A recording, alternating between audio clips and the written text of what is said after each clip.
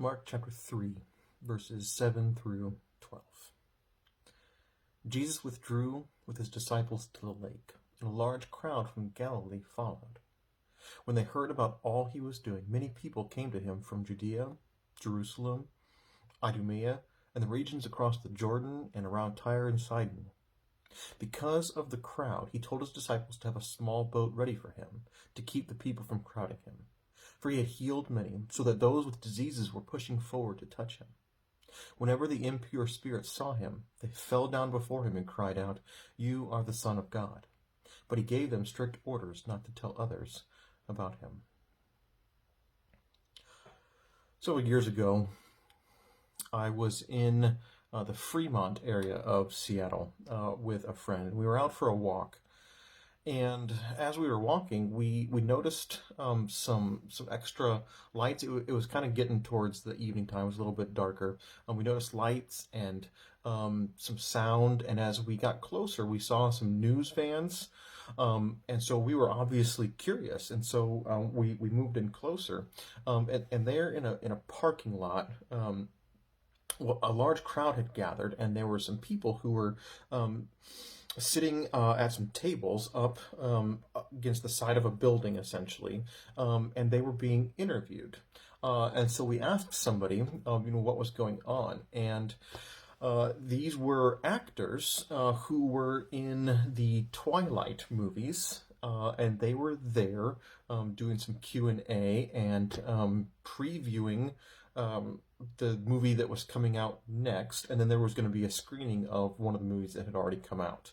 And so a crowd had gathered, and we're enjoying it. People were there on blankets and whatnot, had lawn chairs, had different things, drinks. And so we stayed and watched a little bit of it, and it was kind of fun. I bring that up because just the idea of a crowd, you see that these crowds are following Jesus. And we've seen earlier in the Gospel of Mark how the crowds actually prevented Jesus from entering openly into a city, but he had to stay kind of on the outskirts. But the crowds would come to him anyways. I think a crowd is drawn to a performance, right? We were watching these actors. They weren't performing, but they were answering questions. It became this performance of these Twilight movies that were so popular at that time with some people, okay? And when you think about, the events, the things that draw crowds, right? It's, concerts, it's awards shows, it's all sorts of different things, magicians on the street, right? There's this performance aspect, this awe, this wonder, and you get that with Jesus. You see crowds attracted to him, the things that he did, the miracles he performed. But I think there's a difference, right, between a crowd and a disciple. A crowd is drawn to a performance, and a disciple is drawn to a person.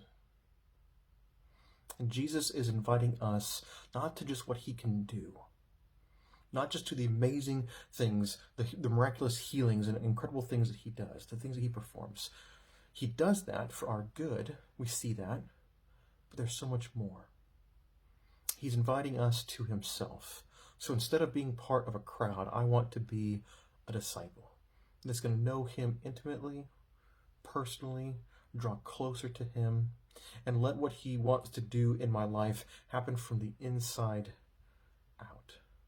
I pray that would be the case for you and I this week.